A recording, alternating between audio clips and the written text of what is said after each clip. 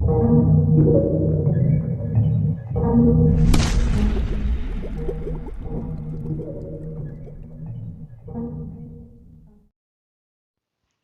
दोस्तों, पढ़ लो सुनकर में आप सभी का हार्दिक हार्दिक स्वागत है।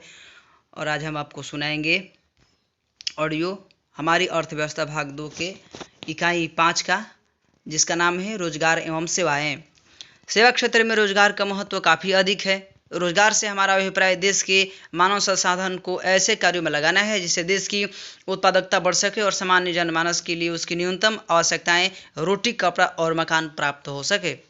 विश्व के प्रत्येक देश के सरकार का प्रथम प्रयास यही होता है कि वहाँ के उपलब्ध मानव संसाधन को उनकी दक्षता के आधार पर काम उपलब्ध कराया जा सके। ऐसे लोग जो काम करने के लायक होते हैं और जिन्हें उचित पारिश्रमिक पर काम नहीं मिलता, उन्हें बेरोजगार कहा जाता है। देश के ऐसे लोग जो स्वेच्छा से काम करना नहीं चाहते, उन्हें बेरोजगार कहा जाना अर्थात उचित पारिश्रमिक पर सक्षम रूप से काम करने वाले लोगों को यदि काम न मिले तो उसे बेरोजगार कहते हैं। भारत में योजनात्मक विकास के क्रम में सेवा क्षेत्र का पर्याप्त विस्तार हुआ है, जिसके कारण बेरोजगारी में कमी आई है। सेवा क्षेत्र से हमारा तात्पर्य ऐसे क्षेत्र से है जहां शारीरिक शक्ति, कार्यक्षमता और दक्षता के आधार पर रोजगार उपलब्ध कराया जाए। भारत में कृषि लोगों के रोजगार उपलब्ध कराने का सर्वाधिक बड़ा क्षेत्र है। इसके साथ ही साथ उद्योग, व्यवसाय, स्वास्थ्य, यातायात आदि ऐसे क्षेत्र जिससे लोगों को विभिन्न प्रकार की सेवाएं मिलती हैं। रोजगार एवं सेवाएं का अभिप्राय यहाँ पर इन बातों से है। जब व्यक्ति अपने परिश्रम एवं शिक्षा के आधार पर जीविकोपार्जन के लिए धन एकत्रित करता है, एकत्रित धन को जब पूंजी के रूप में व्यवहार किया जाता है और उत्पादन के क्षेत्र में निवेश किया जाता है, तो सेवा क्षेत्र उत्पन्न होता है। अतः रोजगार एवं सेवाएं एक दूसरे के पूरक हैं, अर्थात रोजगार वृद्धि के सेवा क्षेत्र का भी विस्तार होता है। आर्थिक विकास का क्षेत्र। रोजगार एवं सेवाएं आर्थिक क्रियाओं के विकास और विस्तार से उपलब्ध होती है। इसलिए कहा जाता है कि आर्थिक प्रगति के कारण देश के विकास के साथ सेवा क्षेत्र का विस्तार होता है, जिसके फलस्वरूप लोगों के लिए रोजगार के नए नए अवसर उपलब्ध होने लगते हैं। आर्थिक विकास के मुख्य रूप से 3 क्षेत्र हैं: कृषि क्षेत्र, उद्योग क्षेत्र तथा सेवा क्षेत्र। प्रथम, कृषि क्षेत्र। भारत एक कृषि प्रधान देश है। कृषि क्षेत्र पर कुल जनसंख्या का लगभग 67% बोझ है। अत्यधिक जनसंख्या के कारण कृषि क्षेत्र में रोजगार के अवसर क्षीण हो गया है। फलस्वरूप कृषि क्षेत्र में छिपी हुई बेरोजगारी एवं अन्य बेरोजगारी पाए जाने लगे हैं। जनसंख्या वृद्धि के साथ खेती बाड़ी के लिए जमीन भी वृद्धि नहीं हो पा रहा है और एक ही भूखंड पर आने वाली नई पीढ़ी भी जुड़ता चला जा रहा है, जिससे उत्पादन की मात्रा प्रति व्यक्ति दर घटता चला जा रहा है। दूसरा है उद्योग क्षेत्र। रोजगार का दूसरा क्षेत्र उद्योग क्षेत्र है। इस क्षेत्र के माध्यम से भी रोजगार की प्राप्ति की जा रही है। देश की औद्योगिक विकास की गति में तेजी आने के द्वारा ही औद्योगिक क्षेत्र में रोजगार की वृद्धि होती है। तीसरा है सेवा क्षेत्र। आर्थिक उदारीकरण और वैश्वीकरण के कारण सेवा क्षेत्र में अभूतपूर्व प्रगति देखने को मिलती है। रोजगार का एक व्यापक क्षेत्र है, जिसके अंतर्गत आए दिन मानव संसाधन के लिए व्यापक पैमाने पर रोजगार उपलब्ध होने लगे हैं। वर्तमान समय में सकल घरेलू उत्पाद ग्रॉस डोमेस्टिक प्रोडक्ट में सेवा क्षेत्र का योगदान 50% से भी ज़्यादा हो गया है। आर्थिक समीक्षा 2006 से 7 और केंद्रीय बजट 2007 से 8 के अनुसार सेवा क्षेत्र का यह योगदान 68.6% हो गया है। 2006 से 7 में सकल घरेलू उत्पाद में कृषि के योगदान का हिस्सा घटकर 18.5%, उद्योग का हिस्सा बढ़कर 26.4% तथा सेवा क्षेत्र का 55.1% हो गया है। उपरोक्त आंकड़े इस बात की ओर संकेत कर देते हैं कि अब हमारे देश में विकास की गति तेज होने लगी है। सेवा क्षेत्र की भूमिका। विश्व के विकसित देशों की तुलना में अर्धविकसित और विकासशील देशों में गरीब बेरोजगारों की संख्या अत्यधिक है। कहा तो यह जाता है कि विश्व की जनसंख्या का 2/3 भूभाग गरीबी और विपन्नता से ग्रस्त है। अर्धविकसित और विकासशील देशों में जनसंख्या का आधिक्य होता है तथा वहाँ उत्पादन के अन्य साधन पूर्णतः उपलब्ध नहीं होते हैं, जिसके कारण वहाँ बेरोजगारी की समस्या उत्पन्न होती है। सेवा क्षेत्र के विकास से अधिक रोजगार के अवसर उपलब्ध होते हैं। सेवा क्षेत्र के विकास के लिए मनुष्य को शिक्षित करना नितांत आवश्यक है। जिस देश या राज्य की मानव पूंजी जितना ही समृद्ध होता है, उस देश का राज्य या आर्थिक विकास उतना ही तीव्र गति से होता है। समृद्ध मानव पूंजी एक सशक्त श्रम शक्ति को जन्म देता है, जिसके कारण लोग रोजगार पाने में सक्षम हो पाते हैं। तथा लोग हीन भावना से ऊपर उठकर देश व राज्य के हित में काम करना प्रारंभ करते हैं, जिससे विकास की स्थिति पैदा होती है। यह कहना अप्रासंगिक नहीं होगा कि विश्व के सर्वाधिक विकसित देश जैसे संयुक्त राज्य अमेरिका और इंग्लैंड के सेवा क्षेत्र के विस्तार में भारतीय मूल के दक्ष मानव संसाधन की प्रमुख भूमिका नहीं है। यदि भारत में भी उच्च कोटि के उत्पादन क्षेत्रों को कारगर किया जाए तो यहाँ के उपलब्ध मानवीय संसाधनों के द्वारा विकास आर्थिक विकास की गति को और अधिक तेज किया जा सकता है। कहा तो यह भी जाता है कि भारत के मानवीय संसाधन विश्व के सर्वश्रेष्ठ मानवीय संसाधनों में आते हैं। बिहार देश का एक पिछड़ा राज्य है जो वर्षों तक गरीबी और बेरोजगारी का केंद्र रहा है। देश के अन्य राज्य जैसे उड़ीसा, मध्य प्रदेश, उत्तर प्रदेश ऐसे राज्य हैं जहाँ की अर्थव्यवस्था विकास की ओर से तेजी से उन्मुख हो सका है। विगत कुछ वर्षों में बिहार में आर्थिक प्रगति दिखने लगा है, जैसे सड़क का विस्तार एवं स्वास्थ्य सेवाओं का प्रसार। पिछले दिनों बाढ़ की भीषिका और सूखे के कारण जो विपरीत परिस्थिति आई है उससे बिहार के विकास को बड़ा झटका लगा है। फिर भी दूरसंचार सेवाएं, यातायात सेवाएं, चिकित्सा, शिक्षा, ब्यूटी पार्लर की सेवाएं, रोजगार की सेवाएं इत्यादि के व्यापक प्रसार के कारण बिहार में सेवा क्षेत्र का पर्याप्त विस्तार हुआ है। राज्य स्तर पर सेवा क्षेत्र की भूमिका को नकारा नहीं जा सकता है। सरकारी एवं गैर सरकारी दोनों ही स्तर पर इसका व्यापक प्रभाव पड़ा है, जिससे काफ़ी लोग लाभान्वित हुए हैं और हो रहे हैं। सेवा क्षेत्र का भाग, सेवा क्षेत्र को सामान्यतः दो भागों में विभक्त किया गया है। पहला सरकारी सेवा और दूसरा है गैर सरकारी सेवा। सरकारी सेवा के अंतर्गत जब देश व राज्य की सरकार लोगों को काम के बदले मासिक वेतन देती है और इनसे विभिन्न क्षेत्रों में काम लेती है तो इसे सरकारी सेवा कहा जाता है। सरकारी सेवा के कुछ व्यापक क्षेत्र का उदाहरण इस प्रकार है: सैन्य, शिक्षा, अभियंत्रण, वित्त, बैंकिंग सेवा इत्यादि। गैर सरकारी सेवा, जब सरकार अपने द्वारा संचालित विभिन्न कार्यक्रमों को गैर सरकारी संस्थाओं के सहयोग से तथा पहुंचाने का काम करती है अथवा लोग स्वयं अपने प्रयास से ऐसी सेवाओं के सृजन से लाभान्वित होते हैं तो उन्हें गैर सरकारी सेवा को जाता है। इस क्षेत्र के भी कुछ उदाहरण इस प्रकार है: बैंकिंग सेवा, दूरसंचार सेवा, यातायात सेवा, स्वास्थ्य सेवा, स्वरोजगार सेवा। इनमें से कुछ सेवाएं ऐसी हैं जो सरकारी एवं गैर सरकारी दोनों स्तर पर चलाई जाती हैं। खासकर यातायात सेवाएं, शिक्षा सेवाएं, स्वास्थ्य सेवाएं, दूरसंचार सेवाएं, बैंकिंग सेवाएं इत्यादि का क्षेत्र इतना व्यापक है कि सरकार अकेले सक्षम नहीं है। गोविंदपुर गांव की एक कहानी। सुरेश अपने माता पिता के साथ गोविंदपुर गांव में रहता था। यह गांव बिहार राज्य के नवादा जिला का है। सुरेश अपने 4 भाइयों में सबसे बड़ा है। बड़ा होने के कारण परिवार के प्रति इसका दायित्व अधिक है। सुरेश के अन्य भाइयों का नाम जवाहर, हीरा एवं आशुतोष है। इस परिवार का मुख्य पेशा दुकानदारी करना है। गाँव में दुकान होने के कारण लोगों को जरूरतमंद वस्तुएं मिल जाती हैं। सुरेश मैट्रिक की परीक्षा द्वितीय श्रेणी से पास कर आगे की पढ़ाई करना चाहता था। परिवार की आर्थिक स्थिति सुदृढ़ नहीं होने के कारण पढ़ाई बाधित होने को दिख रहा था। तभी सुरेश ने मन बनाया कि शहर जाकर मैं ट्यूशन पढ़ाकर आगे की पढ़ाई करूंगा। सुरेश गांव से आगे की पढ़ाई के लिए शहर गया। यहाँ इसने किसी तरह अपना नाम कॉलेज गया में करा लिया। खुद पढ़ने की तमन्ना इसने साकार किया। परिश्रम ने भी सुरेश का साथ दिया। सुरेश प्रथम श्रेणी से इंटर पास किया। पुनः इसने स्नातक डिग्री हासिल की। नौकरी के लिए इसने तलाश शुरू कर दिया। यहाँ पर भी सुरेश ने सफलता प्राप्त की और वित्त सेवा में पदाधिकारी बन गया। अब सुरेश के परिवार की आर्थिक स्थिति सुधरने लगी। इसने अपने भाइयों को भी पढ़ने के लिए प्रोत्साहित करने लगा। भाइयों ने भी काफ़ी परिश्रम किया और एक सेना में, दूसरे ने प्रशासनिक सेवा तथा तीसरे ने अभियंत्रण सेवा प्राप्त करने में सफल रहा। आज सुरेश का परिवार काफ़ी शिक्षित श्रेणी में माना जाता है। सुरेश के पिता आज के दिनों में दुकानदारी करते हुए भी एक टेलीफोन बूथ चलाते हैं। इस प्रकार सुरेश का परिवार विभिन्न सेवाओं से अपने आप को जोड़ लिया है। इनके सेवाओं का लाभ अन्य लोगों को भी प्राप्त होने लगा है। इस प्रकार समाज में सेवा क्षेत्र के विस्तार के कारण भी सुरेश के परिवार के लोगों को काम मिला और उसकी आर्थिक स्थिति अच्छी हुई। सेवा क्षेत्र का महत्व। सेवा क्षेत्र का महत्व रोजगार प्राप्ति में काफ़ी है। सेवा एवं रोजगार एक दूसरे के पूरक हैं। इन दोनों पक्षों को एक ही तराजू के 2 पलों के रूप में देखना होगा। अर्थात इन्हें एक दूसरे शब्दों में यह भी कहा जा सकता है कि दोनों एक ही सिक्के के 2 पहलू हैं। सेवा क्षेत्र का हम जितना ही विस्तार करेंगे रोजगार का अवसर उतना ही बढ़ेगा।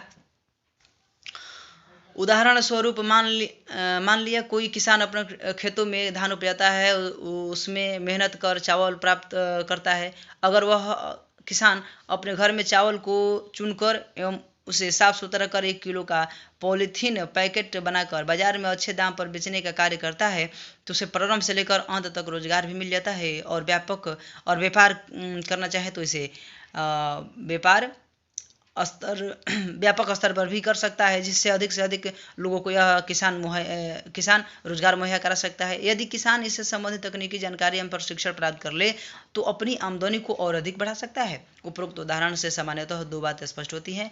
पहला, जब किसान अपने उत्पादन को अपने श्रम एवं दक्षता के कारण उसकी गुणवत्ता में वृद्धि करता है तो उससे रोजगार के नए आयाम खुलते हैं, जिससे कि सेवा क्षेत्र का विस्तार होता है। दूसरा, जब वस्तु की गुणवत्ता में वृद्धि हो जाती है तो इससे उसे ऊंची कीमत पर बेचा जा सकता है। उत्पादन में गुणवत्ता के इस वृद्धि को वैल्यू एडेड कहते हैं। रोजगार सृजन के रूप में सेवाओं की भूमिका। सेवा क्षेत्र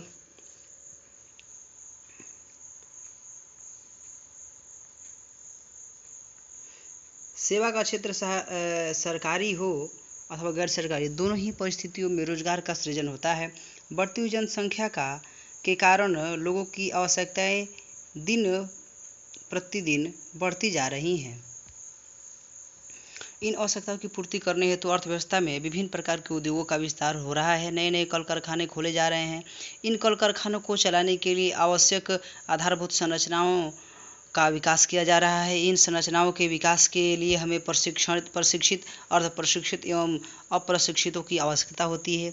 इन्हीं प्रशिक्षित, अर्ध प्रशिक्षित एवं अप्रशिक्षित लोग मानव पूंजी के धरोहर होते हैं। मानव पूंजी को सबल एवं चुस्त दुरुस्त बनाने हेतु हमें शिक्षा क्षेत्र के विकास पर व्यापक स्तर पर प्रयास करना पड़ता है। जितना ही शिक्षा का स्तर मजबूत होगा उतना ही अधिक मात्रा में मानव बल का प्रयोग आधुनिक उद्योग धंधों में किया जाएगा, जिससे हमारा उत्पादन बढ़ेगा और लोगों की आवश्यकताओं को पूरा करने में सफल होगा। राष्ट्रीय स्तर पर भारत सरकार के द्वारा रोजगार सृजन करने के लिए अनेक कार्यक्रम चलाए जा रहे हैं, जिसका कार्यान्वयन राज्य सरकार के द्वारा भी किया जा रहा है। देश में सरकार के द्वारा रोजगार हेतु निम्न प्रकार की योजनाएं चलाई जा रही हैं। सरकार के द्वारा चलाई गई योजनाओं और उसके प्रारंभ के वर्षों को नीचे दिखाया जा रहा है। काम के बदले अनाज 14 नवंबर 2004 में शुरू किया गया। राष्ट्रीय ग्रामीण रोजगार कार्यक्रम 1980 में शुरू किया गया। ग्रामीण युवा स्वरोजगार प्रशिक्षण का कार्यक्रम 1979 में शुरू किया गया। ग्रामीण भूमिहीन रोजगार गारंटी कार्यक्रम 1983 में शुरू किया गया। समेकित ग्रामीण विकास कार्यक्रम 20 अक्टूबर 1980 को प्रारंभ किया गया। जवाहर रोजगार योजना 1989 को प्रारंभ किया गया। स्वयं सहायता समूह तथा नरेगा इत्यादि उपयुक्त सेवाओं के माध्यम से देश की बेरोजगारी की समस्या को दूर करने की कोशिश की जा रही है। सरकार का अनुमान है कि देश के बेरोजगार लोगों में करीब 62% लोगों को उपयुक्त योजनाओं के द्वारा रोजगार मुहैया कराया जा रहा है। शहरी क्षेत्र के बेरोजगारी को दूर करने के लिए अनेक प्रयास किए जा रहे हैं। सेवा क्षेत्र के विस्तार के द्वारा अनुमान है कि 38% शहरी बेरोजगारी को दूर किया जा सकेगा। ग्रामीण रोजगार के क्षेत्र में रोजगार उपलब्ध कराने के लिए नरेगा विश्व की सबसे बड़ी योजना मानी जाती है। यद्यपि बिहार में बिचौलियों के कारण ग्रामीण क्षेत्र के गरीब लोग इससे अधिक लाभान्वित नहीं हो सके हैं। यही कारण है कि आए दिन नरेगा के कार्यान्वयन की कठिनाइयों को दूर कर ग्रामीण क्षेत्र में रोजगार देने के सशक्त योजना बनाने के प्रयास किए जा रहे हैं। भारत विश्व को सेवा प्रदाता के रूप में 21वीं शताब्दी के विश्व के सेवा क्षेत्र में भारतीय श्रम पूंजी का अत्यधिक योगदान रहा है। पहले भी इंग्लैंड के स्वास्थ्य और परिवहन सेवाओं में भारतीय श्रम शक्ति का अत्यधिक योगदान था। इसी प्रकार संयुक्त राज्य अमेरिका के अंतरिक्ष विज्ञान और सूचना प्रौद्योगिकी में आज भी भारतीय श्रम शक्ति के योगदान को सभी लोग स्वीकार करते हैं। श्रम शक्ति के इस योगदान के कारण पहले जहां बढ़ती हुई जनसंख्या देश के लिए अभिशाप मानी जाती थी, वहीं दक्षता और ज्ञान की वृद्धि के कारण अब जनसंख्या को मानव पूंजी के रूप में स्वीकार किया जाने लगा है। अर्थशास्त्र में जनसंख्या संबंधी विश्लेषण के बदले कुछ परिवेश में मानवीय पूंजी ह्यूमन कैपिटल कहा जाने लगा है। आज भारत को विश्व का अग्रणी युवा देश कहा जाता है, क्योंकि अपेक्षाकृत यहाँ संपूर्ण जनसंख्या में ऊर्जावान युवा वर्ग की संख्या अधिक हो गई है। यह विकास की गति को बढ़ाने में मददगार साबित हो रहा है। उदारीकरण के कारण विश्व के सेवा क्षेत्र में जो विकास की गति आई है, उसका लाभ सभी देशों को प्राप्त होने के अवसर आने लगे हैं। इस दृष्टिकोण से आज विश्व के औद्योगिक विकसित देश अपने उत्पादन एवं सेवाओं के विभिन्न कामों का संपादन वैसे देशों में कराने लगे हैं जहां सस्ती श्रम शक्ति उपलब्ध होती है। उदाहरण के लिए इलेक्ट्रॉनिक वस्तुओं में से अधिकांश का उत्पादन चीन या कोरिया में होता है और भारत में भी डाबर कंपनी अपने उत्पाद के कम मूल्य करने के लिए अपने पड़ोसी देश नेपाल में कारखाने खोल रखे हैं जहां श्रम शक्ति सस्ती है। जब बहुराष्ट्रीय कंपनियां अपनी संबंधित नियमित सेवाएं अपनी कंपनी के जगह किसी बाहरी या विदेशी संस्था या समूह से प्राप्त करती हैं तो ऐसी सेवाओं को आउटसोर्सिंग बाह्य स्रोत कहा जाता है। बाह्य स्रोत क्या है? जब बहुराष्ट्रीय कंपनियां अन्य कंपनी संबंधित नियमित सेवाएं स्वयं अपनी कंपनियों की बजाय किसी बाहरी या विदेशी स्रोत या संस्था या समूह से प्राप्त करती हैं तो उसे बाह्य स्रोत कहा जाता है। उदारीकरण वैश्वीकरण के वर्तमान युग में पूरा विश्व एक बाजार के रूप में उभर कर आया है जिसके कारण न केवल एक देश की वस्तुएं दुनिया के सभी बाजारों में सर्वसुलभ हो गई हैं बल्कि उस वस्तु का उत्पादन क्षेत्र भी अलग अलग हो गया है और देश में उत्पादन संस्थान बनी है जहां सस्ते मूल्य पर श्रम उपलब्ध है। जिससे एक ओर तो सस्ते श्रम वाले क्षेत्र में सेवा क्षेत्र का विस्तार हुआ है वहीं अपेक्षाकृत कम लागत मूल्य पर वस्तुएं उपलब्ध होने लगी हैं। इन नीतियों का भारत की अर्थव्यवस्था पर काफ़ी व्यापक प्रभाव पड़ा है। भारत से आज तेजी से ध्वनि आधारित प्रक्रिया वॉइस बेस्ड बिजनेस प्रोसेस जिसे बीपीओ अथवा कॉल सेंटर कहा जाता है अभिलेखांकन लेखांकन और बैंकिंग पूछताछ संगीत की रिकॉर्डिंग पुस्तक शब्दांकन चिकित्सा संबंधी परामर्श शिक्षण एवं शोध कार्य इत्यादि अनेक सेवाएं संयुक्त राष्ट्र अमेरिका यूरोपीय संघ जैसे कई विकसित देशों की कंपनियां प्रायः भारत की छोटी छोटी कंपनियों या संस्थाओं से प्राप्त कर रही हैं। कॉल सेंटर की कार्य प्रणाली को चित्र संख्या 5.2 द्वारा दिखाया गया है जहां एक केंद्र में बैठकर दुनिया के विभिन्न देशों के उत्पादन एवं सेवा की क्रिया संपन्न होती है। इन बहुराष्ट्रीय विदेशी कंपनियों या सरकार को भारत से इन सेवाओं या सूचनाओं को प्राप्त करना तुलनात्मक लागत के आधार पर काफ़ी फायदेमंद है क्योंकि भारत में इन सेवाओं की तुलनात्मक लागत काफ़ी कम है। इसका मुख्य कारण ही कुशल श्रम शक्ति की पर्याप्त उपलब्धता तथा निम्न मजदूरी दर है। भारत अपने श्रम की मेधा शक्ति कुशलता विशिष्टता एवं निम्न मजदूरी के कारण जो सेवाएं विदेशों को उनकी कंपनियों के लिए भेजता है उसकी तुलनात्मक लागत काफ़ी कम है। इसलिए इस क्षेत्र में व्यापक रोजगार मिल रही है। यही कारण है कि आउटसोर्सिंग के मामले में भी भारत एक महत्वपूर्ण गंतव्य बन गया है जो विश्व के अन्य देशों के रोजगार के क्षेत्र में बहस का विषय हो गया है। सेवा क्षेत्र की बुनियादी सुविधाएं। सेवा क्षेत्र के विकास के लिए देश एवं राज्य स्तर पर बुनियादी सुविधाएं का होना नितांत आवश्यक है। ये सुविधाएं विकास धारा के रीढ़ की हड्डी के समान हैं। इसकी अनुपस्थिति में विकास की क्रिया संभव नहीं है। देश या राज्य की सर्वांगीण प्रगति मूलतः कृषि उद्योग एवं व्यापार पर निर्भर करती है और इनकी प्रगति आधारभूत संरचना अथवा बुनियादी सुविधाओं पर निर्भर करती है। जिस देश अथवा क्षेत्र में बुनियादी सुविधाएं अधिक होंगी वहां औद्योगिक उत्पादन और रोजगार की वृद्धि होती है। उत्पादन और रोजगार के द्वारा ही सेवा क्षेत्र का विस्तार होता है। संयुक्त राज्य अमेरिका और जापान जैसे समृद्ध देशों में ज्ञान और शोध की सुविधाएं अधिक होने के कारण इन क्षेत्रों में सेवा का विस्तार होता गया है जिसके कारण विश्व के सभी देशों से उच्च तकनीकी शिक्षा प्राप्त किए हुए लोगों का पलायन उन देशों में हुआ है। भारत के उच्चतम तकनीकी शिक्षा का केंद्र IIT तथा उच्चतम व्यावसायिक शिक्षा केंद्र IIM से निकले हुए युवा उन देशों में उच्चतम रोजगार के लिए जाते हैं। उसी तरह भारत के बेंगलोर शहर में सूचना प्रौद्योगिकी संबंधी ज्ञान के उपयोग के क्षेत्र में बढ़ने के कारण देश के सभी क्षेत्रों के उच्च सूचना प्रौद्योगिकी शिक्षा प्राप्त युवक रोजगार के लिए जाते हैं। दूसरी ओर बिहार उड़ीसा मध्य प्रदेश राजस्थान इत्यादि राज्य भारत के काफ़ी पिछड़े राज्यों में से माने जाते हैं जिन्हें बीमारू के नाम से जाना जाता है। इन राज्यों में बुनियादी सुविधाएं जैसे बिजली सिंचाई यातायात एवं परिवहन दूरसंचार इत्यादि पर्याप्त मात्रा में उपलब्ध नहीं है।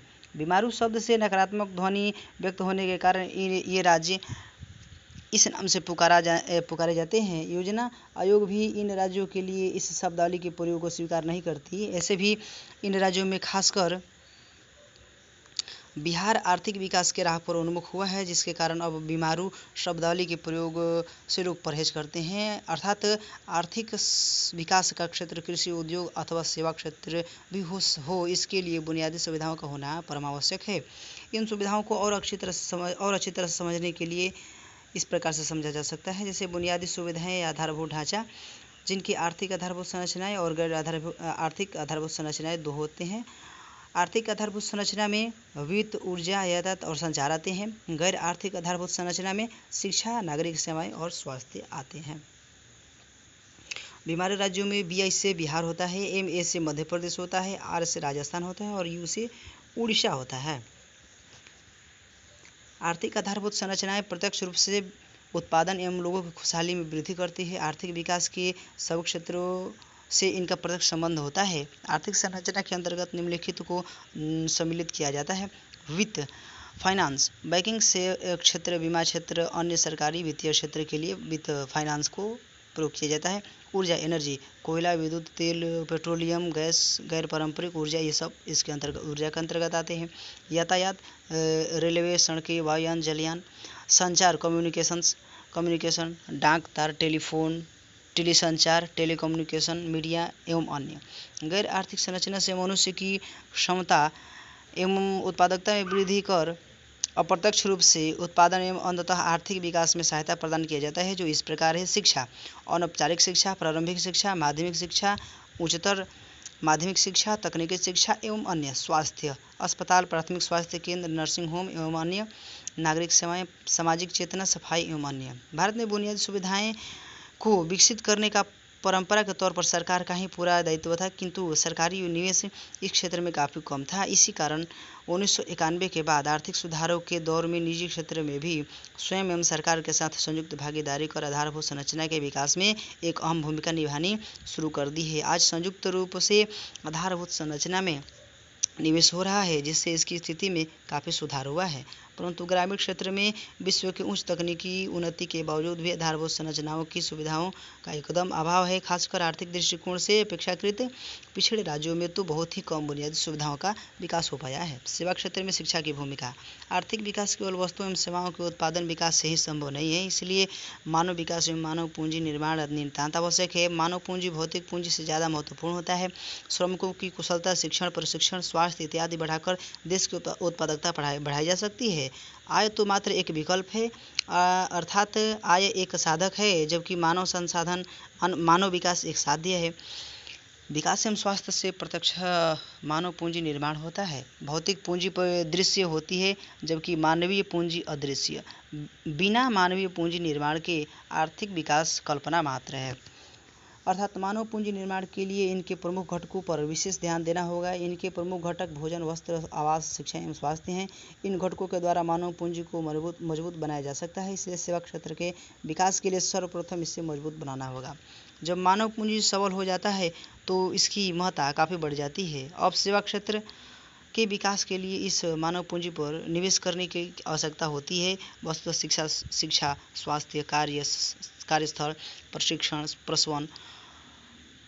प्रवसन और सूचना में पूंजी निवेश करने के पश्चात मानव पूंजी एक सशक्त साधन बन जाता है, जिससे आर्थिक विकास के सभी क्षेत्रों का विकास संभव है।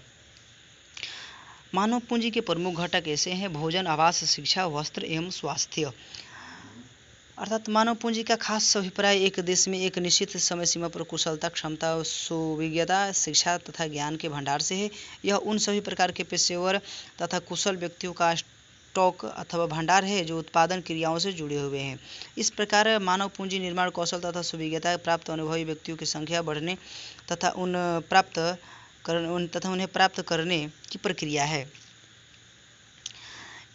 अच्छी मानव पूंजी जैसे वैज्ञानिक, डॉक्टर, इंजीनियर, कुशल प्रशासक, समाज सेवी, मनोवैज्ञानिक, शिक्षक एवं शिक्षाविद इत्यादि मानव पूंजी का उत्पादन करती है।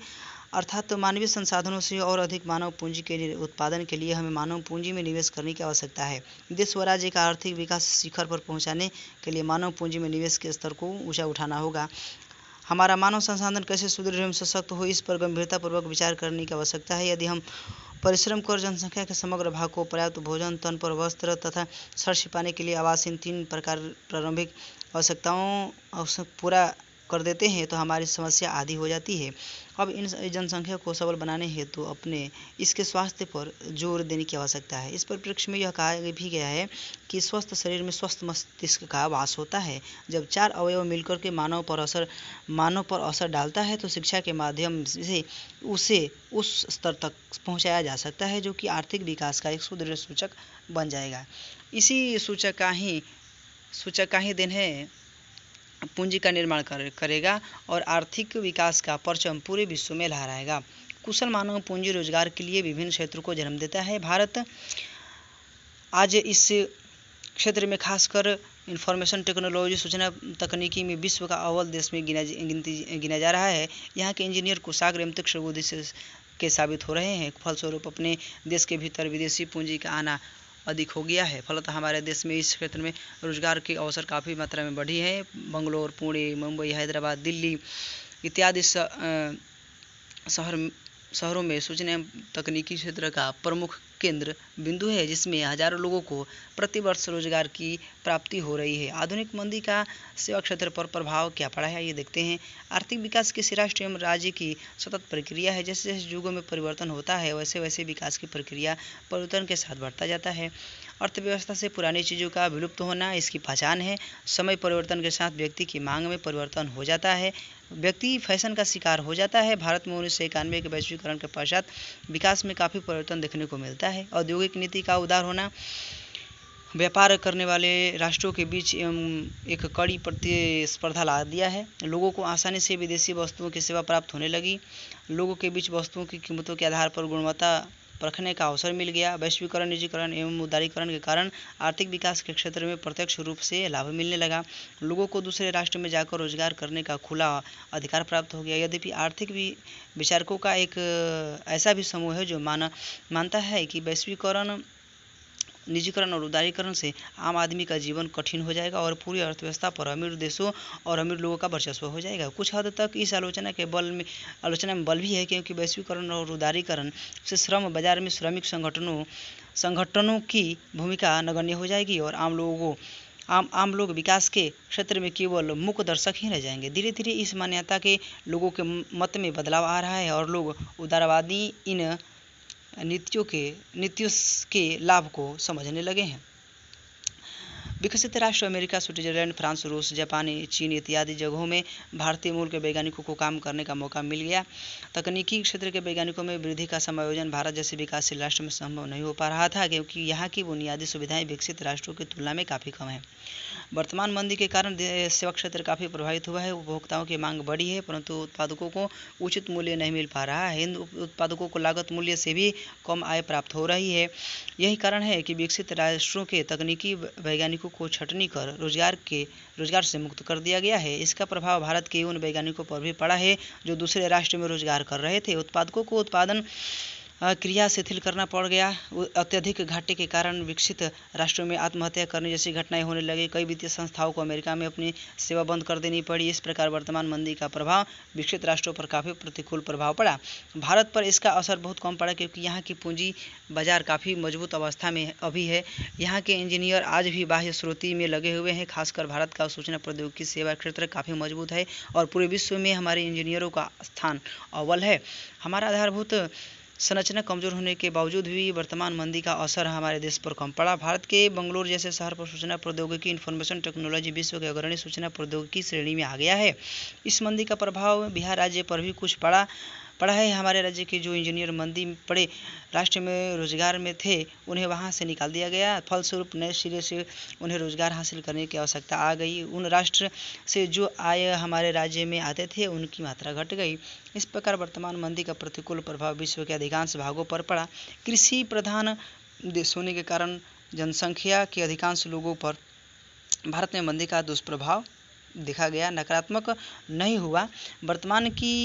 मंदी के वर्तमान दौर में इस बात की आवश्यकता होने लगी कि बिहार में कृषि और कृषि जनित उद्योगों को अत्यधिक मजबूत बनाया जाए। हम देख चुके हैं कि वर्तमान मंदी का बुरा प्रभाव भारत पर उतना अधिक नहीं पड़ा है जितना इसका बुरा प्रभाव विकसित देशों पर पड़ा है। भारतीय पूंजी बाजार की मजबूती, मानवीय श्रम की उच्च दक्षता एवं विशाल श्रम शक्ति के कारण यह आशा व्यक्त की जाने लगी कि 21वीं शताब्दी में भारत विकास की उच्चतम सीमा पर पहुंचकर विश्व के अत्यधिक विकसित देशों की श्रेणी में आ जाएगा। आगे आने वाले वर्षों में सामान्य रूप से संपूर्ण भारत में और विशेष रूप से बिहार में सेवा क्षेत्र के विकास की अपार संभावनाएं हैं। 2020 तक चीन सहित संपूर्ण अमेरिका और यूरोप के देशों में बूढ़ों की संख्या युवकों की तुलना में अधिक होगी। वहीं भारत विशेष रूप से युवाओं का देश होगा, जहां से कुशल श्रमिकों की आउटसोर्सिंग बाह्य स्रोत संपूर्ण विश्व में होगा। आइए एक नज़र डालते हैं सारांश पर। रोजगार एवं सेवाएं एक दूसरे के पूरक हैं। रोजगार एवं सेवाओं की प्राप्ति आर्थिक विकास के क्षेत्र में प्राप्त किया जाता है। आर्थिक विकास के मुख्य स्रोत के 3 क्षेत्र हैं: कृषि क्षेत्र, उद्योग क्षेत्र, सेवा क्षेत्र। सेवा क्षेत्र को ही आर्थिक विकास का तीसरा क्षेत्र कहा जाता है। सेवा क्षेत्र का सकल घरेलू उत्पाद 55.1% योगदान है, जबकि कृषि एवं उद्योग में मात्र 44.9% है। सेवा क्षेत्र का विकास कृषि एवं उद्योग में पाई जाने वाली अनिश्चितता के कारण हुआ। प्रमुख सेवा क्षेत्र सरकारी सेवा क्षेत्र और दूसरा गैर सरकारी सेवा क्षेत्र। सरकारी सेवा क्षेत्र सैन्य सेवाएं, शिक्षा, स्वास्थ्य, अभियंत्रण, वित्त, बैंकिंग, दूरसंचार, रेल, वायुयान, बस, कृषि तथा अन्य प्रमुख सेवाएं हैं। गैर सरकारी सेवा दूरसंचार, बैंकिंग, यातायात, स्वास्थ्य, मॉल, स्वरोजगार इत्यादि सेवाएं। सरकारी तथा गैर सरकारी सेवाओं में कुछ ऐसी सेवाएं हैं जिसका विकास सरकार एवं निजी दोनों के ही सहयोग से किया जा रहा है, जैसे यातायात, दूरसंचार, बैंकिंग, स्वास्थ्य इत्यादि। सेवा क्षेत्र का महत्व। सेवा एवं रोजगार एक ही तराजू के 2 पलोड़ के समान है। रोजगार सृजन के रूप में सेवाओं की भूमिका। सेवा का क्षेत्र सरकारी हो अथवा गैर सरकारी, दोनों ही परिस्थितियों में रोजगार का सृजन होता है। सरकारी क्षेत्र के सहयोग से रोजगार का सृजन निम्न सेवाओं के द्वारा किया जा रहा है: काम के बदले अनाज 2004, राष्ट्रीय ग्रामीण रोजगार कार्यक्रम 1980, ग्रामीण भूमिहीन रोजगार गारंटी कार्यक्रम 1983, ग्रामीण युवा रोजगार स्वरोजगार, ग्रामीण युवा स्वरोजगार प्रशिक्षण कार्यक्रम 1980, समेकित ग्रामीण विकास कार्यक्रम 1980, जवाहर रोजगार योजना, स्वयं सहायता समूह, नरेगा इत्यादि। भारत विश्व को सेवा प्रदाता के रूप में बाह्य स्रोत जब बहुराष्ट्रीय कंपनी या अन्य कंपनी संबंधित नियमित सेवाओं स्वयं अपनी कंपनियों की बजाय किसी बाहरी या विदेशी स्रोत या संस्था या समूह से प्राप्त करती हैं तो उसे बाह्य स्रोत आउटसोर्सिंग कहा जाता है। सेवा क्षेत्र की बुनियादी सुविधाएं हैं: पहला आर्थिक, दूसरा गैर आर्थिक। आर्थिक वित्त, ऊर्जा, यातायात एवं संचार आते हैं। गैर आर्थिक में शिक्षा, नागरिक सेवाएं एवं स्वास्थ्य आते हैं। मानव पूंजी के प्रमुख घटक भोजन, वस्त्र, आवास, स्वास्थ्य एवं शिक्षा है। आधुनिक मंदी का सेवा क्षेत्र पर प्रभाव। विकसित राष्ट्रों पर काफ़ी प्रतिकूल प्रभाव पड़ा है, जबकि भारत पर कम पड़ा। इसी के साथ यह पाठ संपन्न हुआ। आप सभी का बहुत बहुत धन्यवाद।